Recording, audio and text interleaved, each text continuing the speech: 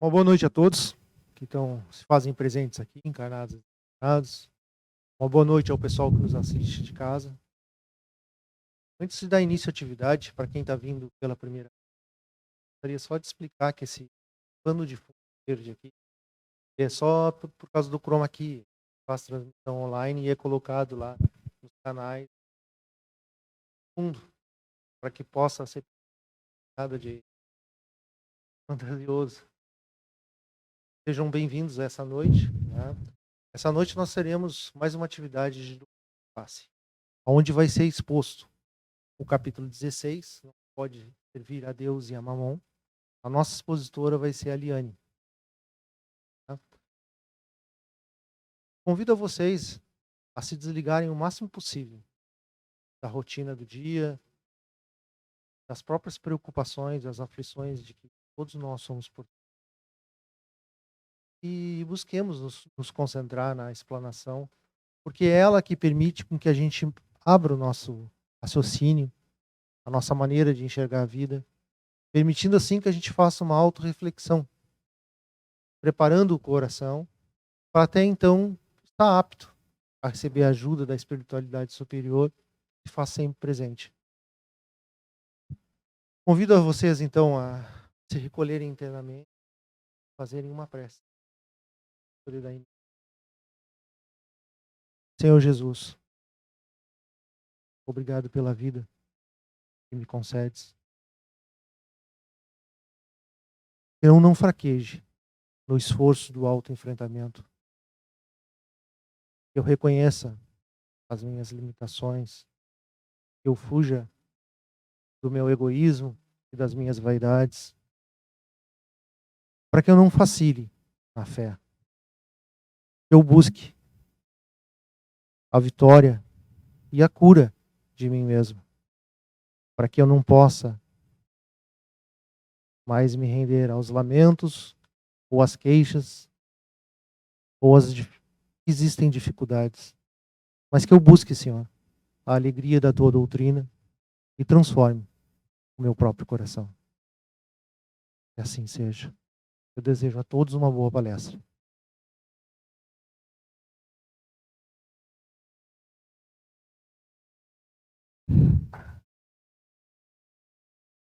Boa noite a todos. Boa noite ao pessoal que nos acompanha pela internet. Vamos dar início, então, à nossa atividade de hoje. Vou começar lendo para vocês uma pequena passagem que dá título ao capítulo, para a gente entender alguns conceitos que são colocados aqui. Está no Evangelho de São Lucas, no capítulo 16, versículo 13. Jesus diz assim: ninguém pode servir a dois senhores, porque ou odiará um e amará o outro, ou se prenderá a um e desprezará o outro. Não podeis servir simultaneamente a Deus e a Mamon. Vamos entender, Mamon, na língua hebraica, falada lá na época de Jesus, tem uma tradução literal que significa dinheiro ou riqueza. Mas Jesus usa a figura do Mamon não restrito apenas a esse conceito. Ele usa essa figura, uma figura representativa e que quer abranger, abarcar todas as condições materiais que nos prendem, que nos são importantes. E ele está dizendo que a gente não pode servir a Deus e a Mamon. O que seriam, então, essas condições materiais? Só o dinheiro, só a riqueza? Ou a posição social, o nosso emprego, as aspirações que a gente tem de ter segurança econômica, as pessoas, os nossos apegos afetivos, as nossas dependências, o nosso próprio ego, a opinião que os outros têm sobre nós, a nossa preocupação em relação a isso, o nosso orgulho, a nossa vaidade, porque são emoções que estão presentes dentro de nós e que se vinculam justamente a essas buscas materiais. Então, o mamon aqui representa tudo aquilo que é de ordem material e que é significativo para nós. São os nossos tesouros.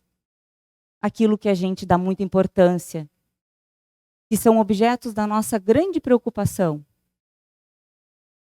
Aqui, agora, encarnados ou desencarnados.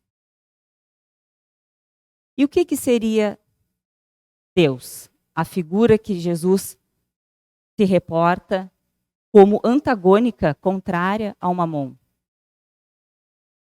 Deus é de natureza espiritual, por essência espiritual. Então, por aí a gente já vê uma grande diferença entre o que é material e o que é espiritual. Servir a Deus, então, o que significaria? Servir é prestar um serviço, não é? É atender alguma coisa. Servir a Deus, então, seria atender aos pressupostos ensinados pela providência divina. Atender às leis divinas. Que estão aonde? Qual é o exemplo mais palpável para nós e que foi nos trazido?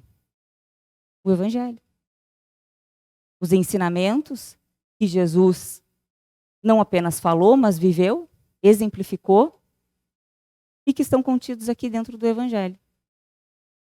Isto seria a grande diferença. Quando as minhas buscas, as minhas aspirações são de ordem material, elas têm um objetivo. Quando elas são de ordem espiritual, elas têm um outro objetivo. Que é crescer. Que é se desenvolver espiritualmente, moralmente, o meu interior. Eu estou preocupado em buscar o meu próprio crescimento moral. E por que não se pode servir a dois senhores? Que são situações completamente antagônicas.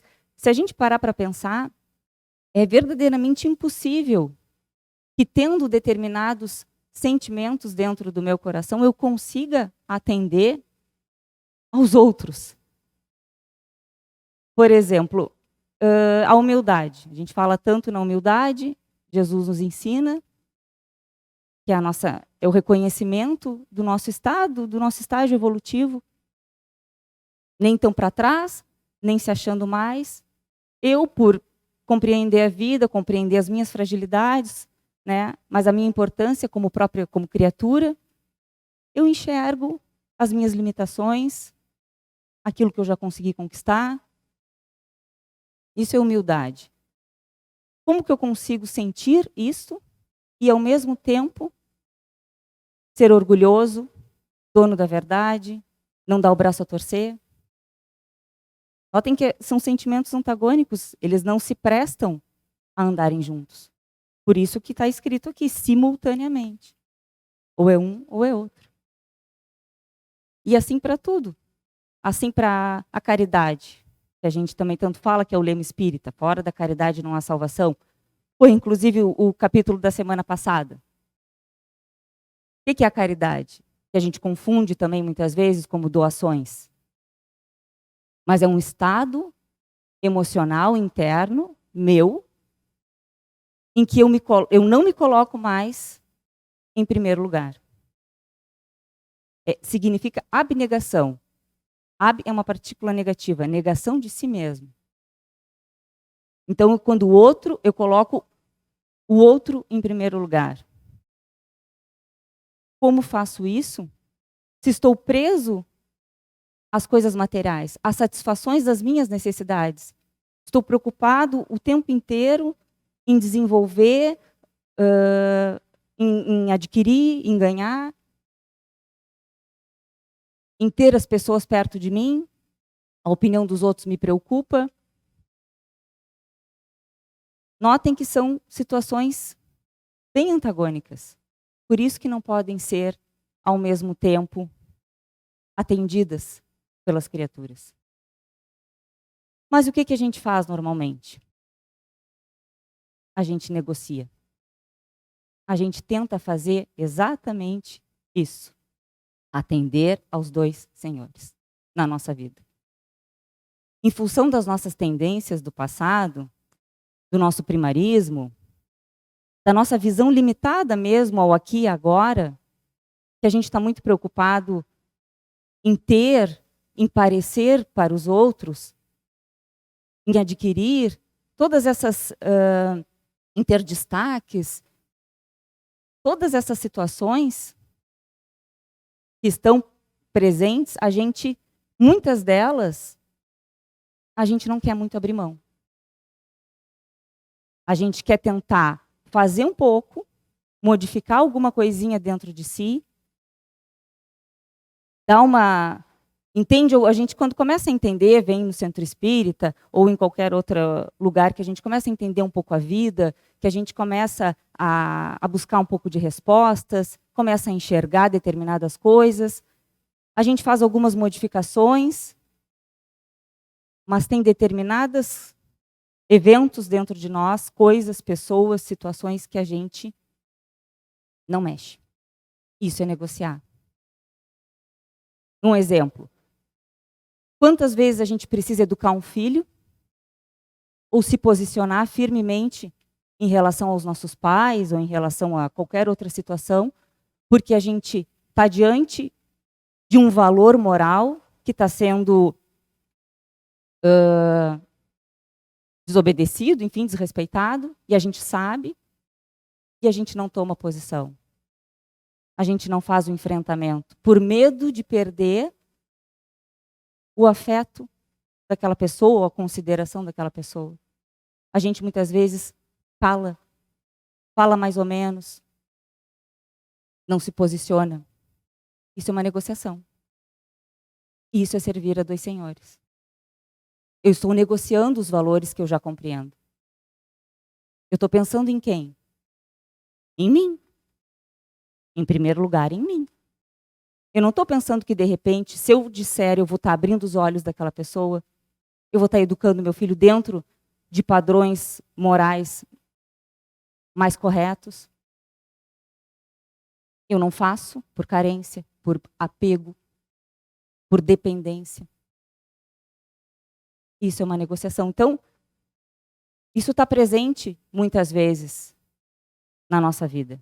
Não é à toa que Jesus e o Allan Kardec dedicou um capítulo para falar exatamente disso. Então, o mamon não é só a riqueza material.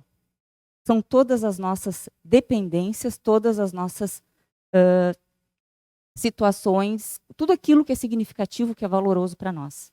E que a gente não quer muito mexer para conseguir crescer e se desenvolver. E vocês vão ver que é bem isso mesmo, porque a passagem que eu vou ler para vocês agora fala exatamente disso. Está no Evangelho de Mateus, no de Lucas e no de Marcos. Vocês encontram essa passagem. Então, aproximou-se dele, de Jesus, um mancebo, que é um jovem, um rapaz, e disse: Bom mestre, que devo fazer para adquirir a vida eterna?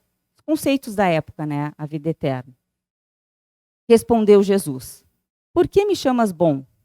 Bom, só Deus o é. Jesus já dá uma lição. Então, Jesus está caminhando, o rapaz chama Jesus: Bom mestre, o que devo fazer para adquirir a vida eterna? Jesus se vira para ele e diz: Bom, só Deus o é. Por que me chamas bom?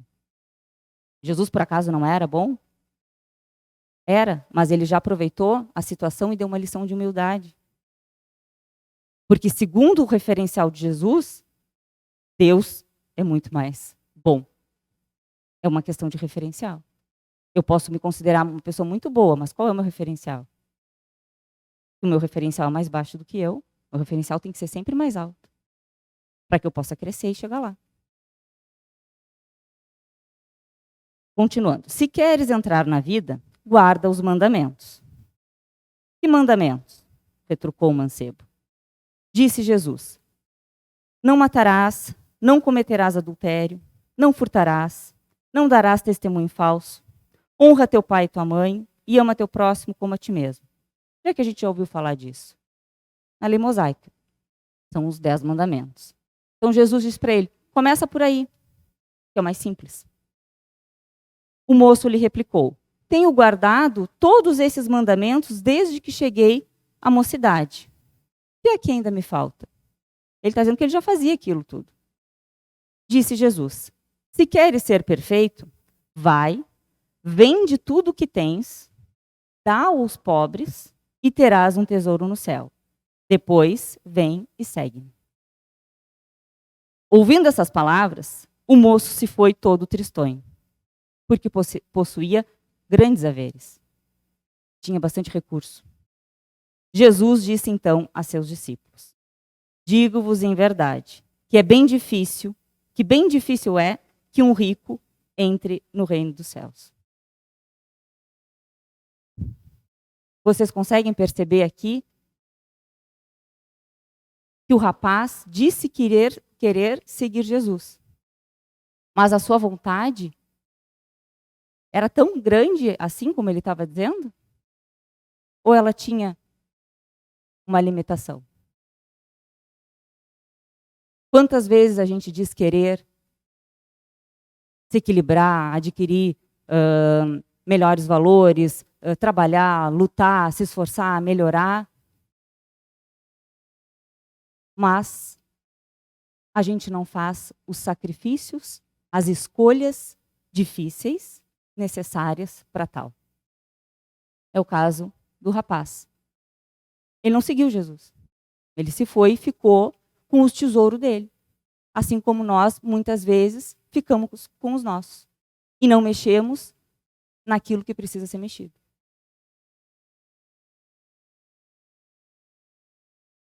Se a gente lê isso literalmente, parece que Jesus está mandando a gente se desfazer de todos os nossos bens. Então eu tenho que não ter nenhum recurso financeiro. Se eu me desfizer de todos os meus recursos financeiros, então está garantido minha entrada na vida eterna. Para usar a expressão do texto aqui. Seria ilógico, né? Se a riqueza fosse o problema em si,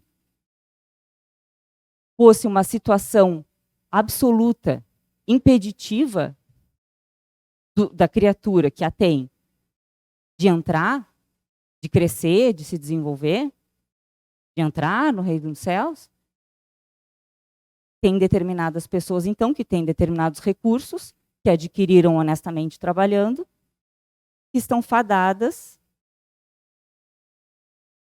a não conseguirem se desenvolver, a crescer.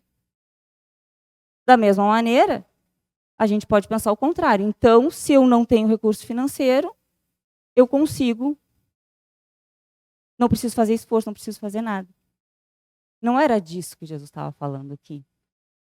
Era a maneira deles compreenderem lá na época. A doutrina espírita vem e nos explica e nos esclarece que a riqueza tem a sua importância no desenvolvimento da sociedade, no progresso da sociedade material, intelectual, que é uma prova difícil, dificílima, em função de todas as ilusões, de todas as fantasias que ela nos proporciona. E quando a gente tem grandes haveres, a gente consome, gasta, viaja, passeia, não para muito para pensar, para refletir, se deixa arrastar pelo mundo. É mais difícil, mas é uma prova a ser vencida, a ser bem empregada. Não é uma condição absoluta. Jesus estava falando aqui dessa necessidade de se desprender das coisas materiais. Se desprender internamente, emocionalmente. Não depender. Tem uma grande distância entre não ter nada e depender. Tem uma palavra que simplifica bem isso. É a priorização. É uma questão de priorização. No caso da passagem aqui, os haveres, os bois que o rapaz tinha, era mais prioritário do que a vontade dele de fazer outras escolhas, de mexer no que precisava mexer, de seguir Jesus, viver os seus ensinamentos. Então, o que a gente precisa fazer não é aplicar literalmente, mas compreender que é uma questão de inversão de prioridades dentro de nós. Eu convivo com as pessoas, não tenho que abandonar as pessoas, eu não tenho que me desfazer, mas isso é secundário. Eu começo a compreender a vida e entendo que todas essas situações materiais, de convívio, de pessoas, de situações, de coisas, são experiências que eu preciso passar. São lições a serem aprendidas. É o meu crescimento, é o meu desenvolvimento como criatura. Mas eu não dependo mais delas. Se eu não as tenho, isso não me abala, não me afeta emocionalmente. Por quê? Porque eu construí em mim os valores morais que representam o servir a Deus. Essa é a grande questão. Quando a gente começa a pensar mais na vida, e a vida vem com os seus sofrimentos, com as suas dificuldades, com os seus fracassos, a gente, mesmo tendo tudo, a gente começa a sentir que não preenche, que tem um vazio aqui dentro que não está sendo preenchido. Começam a vir frustrações, as decepções com as coisas materiais. Eu adquiro, eu construo, eu faço isso, eu faço aquilo, e está sempre faltando. Parece que está sempre faltando alguma coisa, e está. E efetivamente está. Porque não é através desse caminho que a gente vai conseguir preencher. Deus nos criou com uma marca, uma centelha divina que nos impulsiona à perfeição. Nos impulsiona a buscar algo mais. E é por isso que muitas vezes, em função da gente não se determinar, não buscar no caminho certo, os valores, desenvolver todos esses valores morais, por a gente viver preso, dependente, apegado a todas essas situações materiais, que muitas vezes a gente entra chão adentro quando não as alcança, ou quando a gente perde, quando as nossas aspirações não são atingidas, quando a gente se frustra. Quantos estados depressivos, mórbidos, revoltas existem dentro de nós? Justamente quando a gente perde alguma coisa dessas. Ao contrário, quem luta por adquirir, por priorizar o seu crescimento moral, entendendo a vida, se integrando mais nela, buscando aprender com cada experiência, não se revoltando, entendendo que todas as aflições, os problemas são dificuldades a serem enfrentadas, provém das leis divinas, então são justas. Quem consegue construir isso no seu coração, vive as coisas do mundo, mas não se afeta dessa maneira. Tem mais paz, tem mais equilíbrio para superar as dificuldades, porque vêm dificuldades. Nós estamos num planeta de prova e expiação. As dificuldades estão sempre batendo à nossa porta. Como a gente reage a elas? Se a gente não reflete, não constrói, a gente se deixa engolir, se deixa levar, entra em desespero. Vocês vejam que tem, por exemplo, uma mesma situação difícil, uma separação. duas pessoas se separam, elas reagem da mesma maneira? Tem quem sofra, mas não perde a esperança, não se deixa abater, não se deixa desesperar. E tem quem entra chão adentro. A doença, a mesma coisa. Quantos de nós se desespera quando recebe, ou com a mera perspectiva, às vezes, de ficar doente, ou dos nossos filhos adoecerem? Se a gente não tem compreensão da vida, do porquê, da conjuntura daquilo ali, a gente realmente entra em desespero.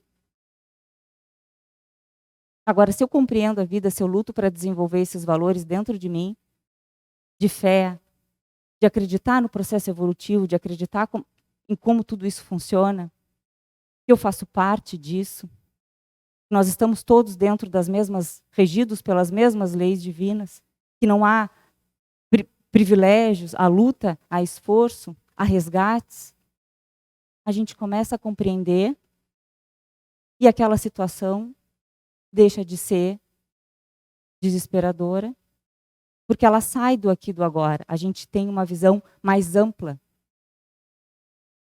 mais completa do todo, que nos envolve e que envolve todas as pessoas. Então é uma questão de escolha. É uma questão de escolha e de priorização. A gente pode seguir como quer. Temos o nosso livre-arbítrio. Mas o objetivo da encarnação, o objetivo da vida, para encarnados e desencarnados, é ser de perfeitos. Nós vamos para esse caminho. Inclusive é o capítulo da próxima semana. Nós temos que alcançar todos esses estágios. Vai depender, o tempo e o esforço é de cada um. Quando nós vamos chegar lá, mas nós vamos. E aí, nesse meio tempo, a vida vai trabalhando, vai nos trazendo situações. A gente vai começando a buscar outras coisas, a querer buscar mais respostas. Muitas vezes a gente chega aqui mais quebrado, com sofrimento, com dor, com dificuldades. E encontra as respostas, encontra um outro caminho. Isso muda tudo. Então, que a gente reflita sobre isso. Pense nos nossos tesouros materiais. Jesus não falava para abandonar, para viver ermitando. Mas para que a gente coloque na balança e passe a priorizar, porque a gente vai conseguir conviver com tudo, com todas as situações, com todas as pessoas, de forma muito mais equilibrada. E de forma mais equilibrada, vamos conseguir, inclusive, auxiliar e trabalhar na construção de uma sociedade melhor, mais equilibrada, menos dependente de todas essas coisas que hoje ainda nos consomem e tomam as nossas preocupações. Então, uma boa noite a todos e até a próxima.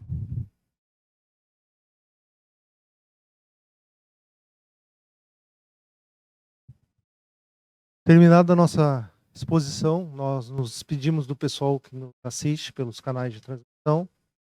Pedimos que deixem a contribuição de vocês aí. Gostaram, se não gostaram, se quiserem enviar algum comentário, dúvidas. E até uma próxima oportunidade.